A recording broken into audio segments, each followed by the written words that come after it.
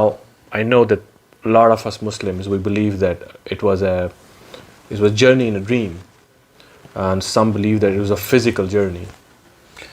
Well, no, most of the... So what do we have to actually believe Yeah, it's a good question. to understand Al-Kahf? Most of the people do believe, because they read, that it's a physical journey Prophet ﷺ is talking about. Otherwise, Prophet ﷺ saw many things in the dream.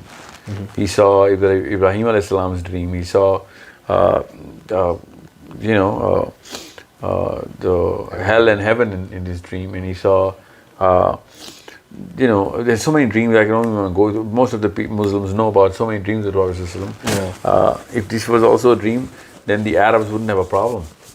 Miraj became a very big bone of contention between believers and non-believers. And so much so that they started making fun of the Prophet ﷺ, that and all the Sahabas, that now your Prophet has come up with this this travel. You actually believe that? So if it were a dream at any level, even a weak hadith wouldn't have been there. Yeah, and besides, if someone sees anything in the dream, no one's going to come and question you. Oh, did you have this dream? Because everyone knows that everything is possible in the dream. Yeah, that's why. So what was a big thing for them to come and ask? Even the weak hadith of Miraj, the problems of the Sahabas, that wouldn't have been here. If Sahabas at any level thought this was a dream, it would not have been a problem at any level. But it is such an array of hadith and the problems Arab were giving to the Sahabis, that now I'm just talking to those people who think that those hadiths are zaif. There's so many hadiths which are zaif only on a dream. It literally is a paradox. If you believe it's a dream, then there shouldn't be any hadiths. Forget zaif hadiths. Because nobody bothers about a dream. I fly in a dream. I've seen the sun and moon in a dream. I literally have. So nobody's going to think that they're going to ask my brother that, you actually believe Sahil, who had a dream that he was standing on sun, or the moon, or wherever. So it's wow, that's a very important point actually. Yeah, for the it's a people game who believe changer. that it was a journey in a dream. Then there wouldn't have been any text about those problems Sahabas were going through. And the Prophet ﷺ was going through of whether he's telling the truth or not. Yeah, because no one's going to ask you about your dream. Yeah, let alone ask your friends. Yeah. Oh, why are you talking about this, man? Did your friend really had a dream? So it's a problem. And the Prophet ﷺ, because there's so many hadith about this, of when they asked, the Prophet ﷺ told about that caravan coming in, and when is that caravan going to reach Medina.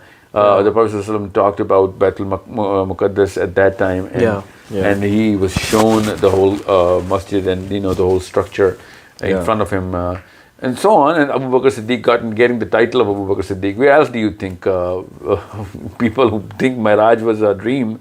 Why are you calling him Abu Bakr Siddiq?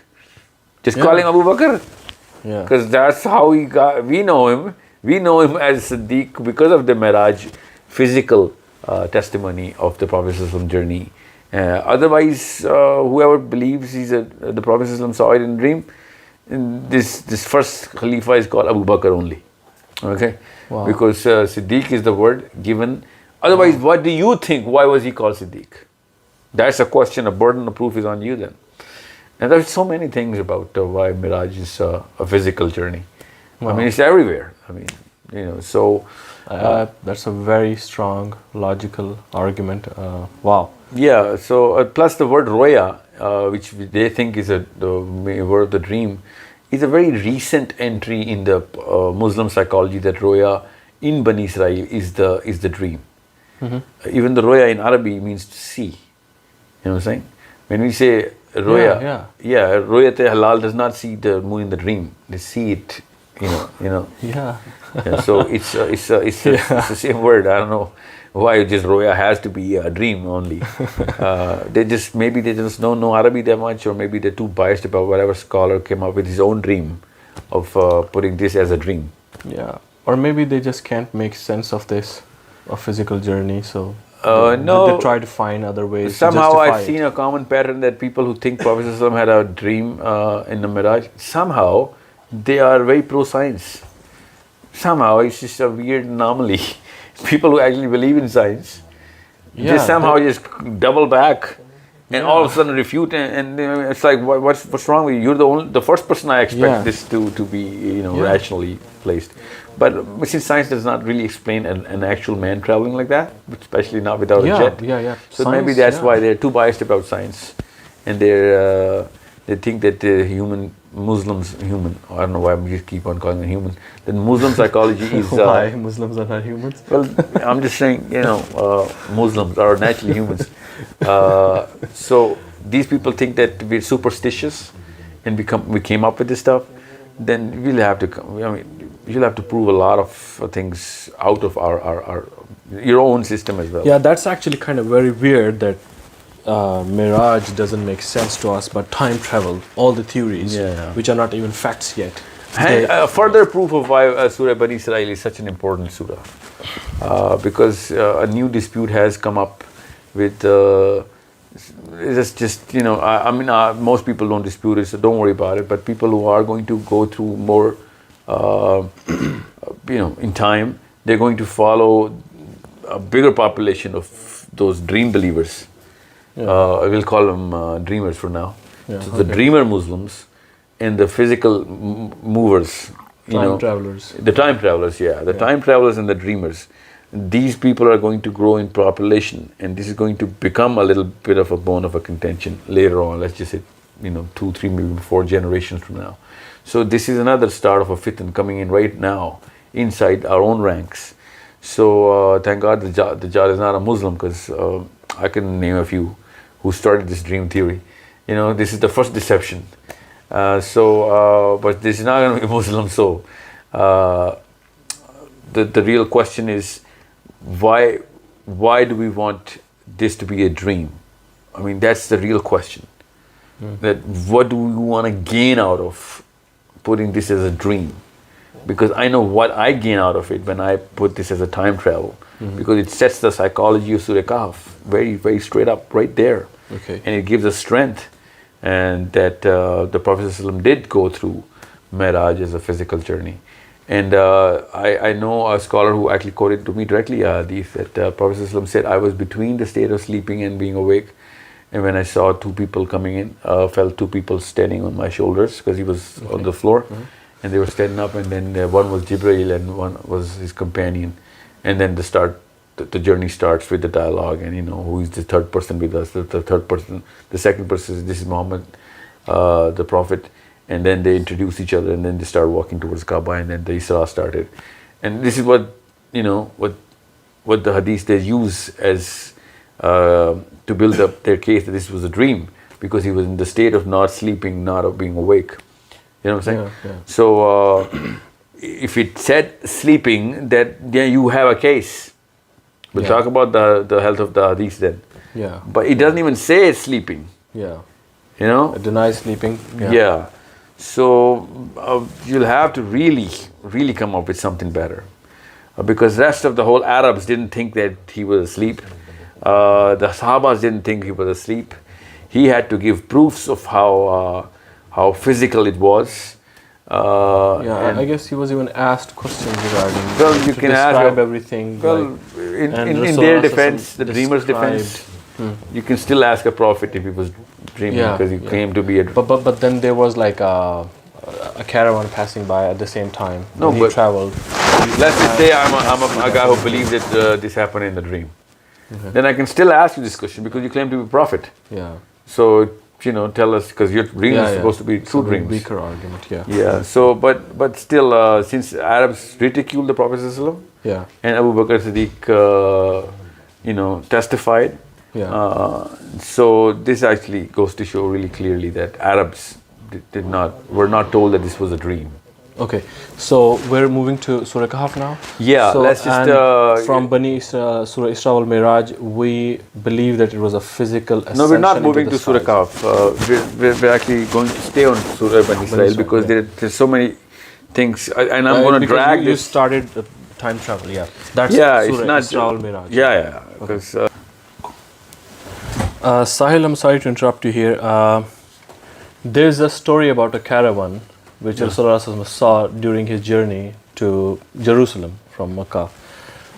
Because even if it's a dream, that cannot be such a there cannot be such a huge coincidence that he speaks to someone in the caravan in a dream, then he comes back. Can you please explain that whole story? Yeah, that's a very, very good point, because it actually has two deep meanings, this story. One is that the psychology of Isra is a totally different psychology that we have as Muslims. We think it was a road journey, even though it was not a road journey, because this story tells that that man. Well, let me tell you what the story is. Can you please tell the whole story? The Arabs asked the Prophet ﷺ that if you are so true, give us some proofs. And the Prophet ﷺ said there's a caravan that's coming in, and it's going to reach that certain day on a certain date and a certain time, and it did reach that, because the Prophet ﷺ saw how far that was. And not just that, during his journey, he saw that there was a man inside that caravan who had lost his camel. And Prophet ﷺ was looking from above, so he knew where the camel was. So he actually told that guy that this is where you should look. Okay. Like he called him out? Yeah, he called him out, yeah. And then we know he called him up from the sky, because that man said that, yes, I heard Muhammad's voice from above. So Isra was also in the air. Okay. This is the other meaning. Isra was not a land-to-land journey. Yeah. Okay. So the other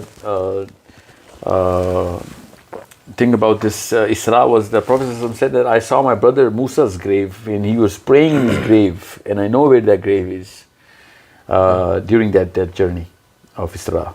This did not happen in Miraj. Miraj is a vertical ascent up to the heavens. Yeah. So all of these things happened further. But you can see someone praying in the grave in the dream, because right now we're discussing if it's I'm a just dream saying that. But the caravan thing and the guy, he actually did come. No. Why I said about this Musa's account is so that I can tell you that this was not a road journey. Okay. It was a journey in the air. Okay. And this further proves time travel, because this journey is about 1,200 kilometers aerial distance.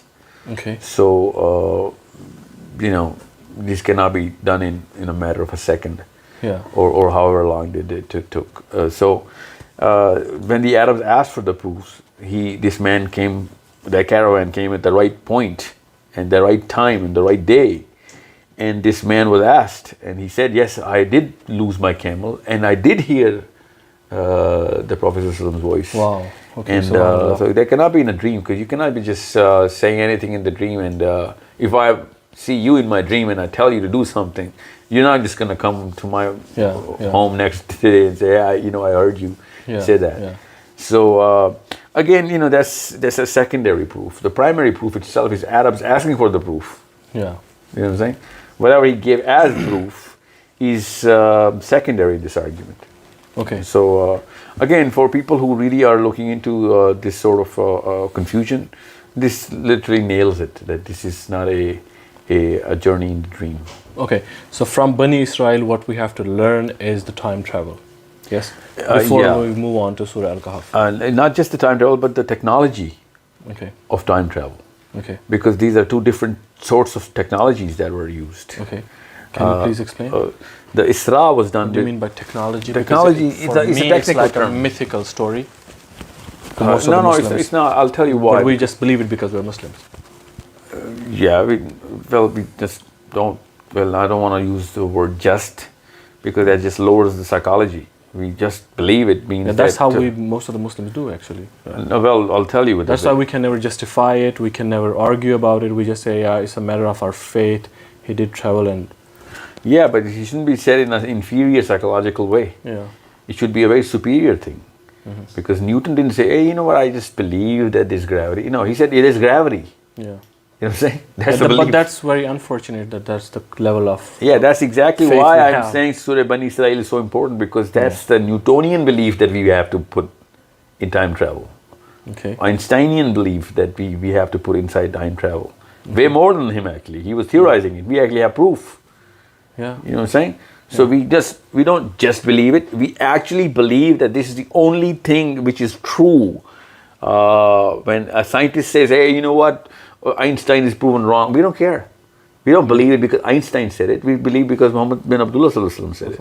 Yeah. And we know that, if we believe at that level, we might just have a shot at, being those of the Siddiqeens. So it means we do have a real man who experienced time travel. Not So just that's the a Prophet, very, a very, lot of other very- people time travel, but Oh, really? I will come to Surah Kahf later. Okay. But That's gonna this get is really where interesting. this is where the psychology has to be constructed. And this is why I said there's no chances or coincidences in Quran.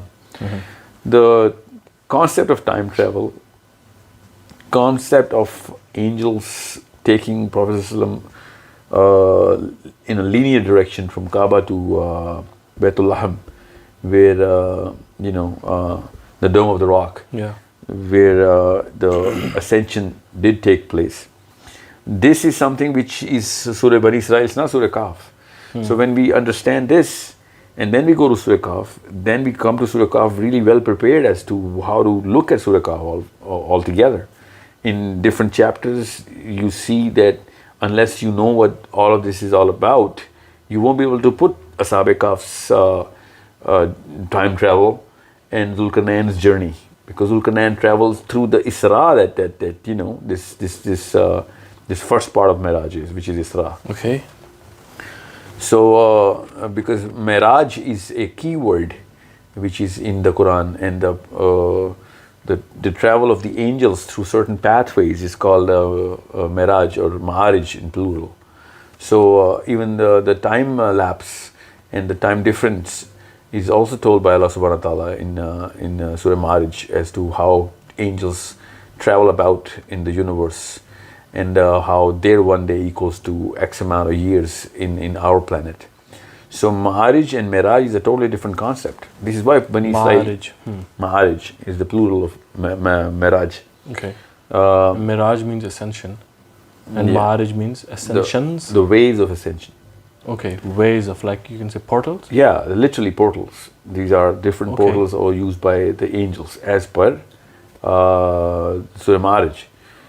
Yeah, it's the name of a surah. Wow. So we have a surah in the Quran. Yeah, we have which a talks surah. about ways of ascension, Yeah, portals. for angels. Okay. Yeah, and even the time differential is given in that surah. Okay. The time which is taken Yeah. by an angel is a day at that portal It's like 50,000 years on this planet. on this planet. Yeah. So this is something which is a very clear psychological construction of a Muslim mind as to how all of this universe is coming about and how things are going. And since Surah Bani Israel talks about two different types of travels, so we can't just say, oh, it's a Miraj, so Ma'arij. No, it's not. Isra is also there. Okay. So there's another way Okay. to travel other than those. So there's a angelic way, portals. there's a portal to traverse the earth, and Yeah. then there's a way to exit the earth. Yeah. Okay. That's So there's two kinds of traveling that has two kinds of ways. Ways. Yeah, That is also. Okay. So once we have that in order, then we can actually understand what kind of choice of words Allah subhanahu wa ta'ala used in Surah Kahf. Okay. Because He uses certain words. And those certain words are used all over the Quran. We just somehow, don't use the meaning of those words in Surah Kahf somehow. And this is a problem that we need to solve. And this is why I said Bani Israel actually is a very key element of Surah Kahf. Its placement, its concept, and the types of journey, and time lapse, and so on and so forth. It actually creates that clarity for a Muslim mind that this is how it works. So now let's see what Surah Kahf is all about, so that we can understand that. But again, Iman is imperative here. Iman is critical. If we have that Iman in the Quran and we do not validate Quran through science, then we're good. But if we validate Quran through science, then we've lost the battle to begin with, even before the battle, because now we're looking for science, because time travel concept, as soon as I say time travel, you're going to think Einstein, you're not going to think Muhammad Sallallahu Alaihi Wasallam. Yeah. You're not going to think Surah Bani Israel. No, that's not how we think, because But nowadays, when you talk about time travel, it's the interstellar that I think about. yeah. So why are we looking at any kind of spaceship Yeah. Why did not we think when somebody said interstellar? Why didn't we think white horse? Yeah. Because that's the first interstellar that we actually found out. Yeah. Actually, we found that out through other prophets as well, but we're talking about Surah Kahf right now. So the real question is, where do we settle the iman on all of these things, and what is the definition of iman? Once we have that, and we can only know that through the iman of Sahaba, because prophets and all the other prophets, they have a totally different matrix of what iman is. Yeah. So what was the psychology of Sahaba regarding all these things? The Sahaba psychology was... And how are we so different than them? Where do we lose the track? We have them, and then we have a lot of opinions of 1400 years of different European and Arabian and other scholars, and even before that we predate our psychology, Saint Augustine and Aristotle and so on and so forth. So the thought process actually is inherited through a lot of clutter of a lot of people's differential of opinion, and then we get lost in the middle. Even though it should have been a very linear track from the Sahabi to the current Muslim. And we were not told those stories, and whoever tells those stories, we have a lot of other people who are calling that superstition, even the Muslim ranks. Or your people flew, or your Sahabis were doing this and that, and all of a sudden Hazrat Umar had a karama, and Hazrat Abu Bakr had a karama, Hazrat Ali had a karama. Oh my God, where is the proof? All of these are weak hadith. That's not the point. Even if they are weak hadith, it doesn't really matter. I'm talking about the psychology of this technology and iman on this technology. This Sahaba had, and this is the definition of iman. As much as a Darwinian student believes in evolution, we should have a 10 million time more belief in the way time travel is done and shown. A regular human being in the planet actually has started to believe iman in Darwinian evolution. Even some scholars of Islam say that at some level evolution is there in terms of animals and not human beings. I don't know why they're confusing anybody. A horse was a horse when he was born a horse. A monkey was a monkey. There's no evolution like that. And even if there is some sort of evolution, it is on such a subcellular level that is insignificant, because it's a metaphysical concept. I'm not going to go in that detail, but I think that's not the topic, evolution here. But iman in time travel should be at the level of Abu Bakr Siddiq, nothing less. And even if Abu Bakr Siddiq did not have that sort of iman, I'm just saying for the sake of your understanding here, we shouldn't be relying on Abu Bakr Siddiq's testimony. We should be relying on Nabi Pak's testimony. You know what I'm saying? All of a sudden we think that since Abu Bakr Siddiq said it, so it's true. No, it doesn't matter whether Abu Bakr Siddiq, that was for his own good that he believed. We should believe as Sahil Adim directly believing the Prophet's testimony. You know what I'm saying? I don't need a witness. That's against the spirit of Islam. We are not a Muslim if you believe in Miraj because Abu Bakr Siddiq said so. It's, a guy comes to Umar bin Khattab and he says, I need you to double check a case. I just, was not satisfied with the verdict. And Umar bin Khattab said, who handled your case? And he said, your Prophet handled my case. And Umar bin Khattab slaughtered him right there. That you coming to me to actually object and critically evaluate the decision of the Prophet. I heard from someone that it's a daif hadith. I don't care if it's a daif hadith, but I'm saying it's psychology. I'm using daif or ahsan hadith in a same psychological flavor. You know what I'm saying? He better have killed that guy. That's what I want. Because if a Muslim claims to be Muslim, he's critically evaluating Prophet, then I don't know what kind of definition of religion, forget Islam. You can critically evaluate Abu Bakr Siddiq and everybody else in the world. But you cannot critically evaluate the Prophet if we know that this is coming straight from the Prophet.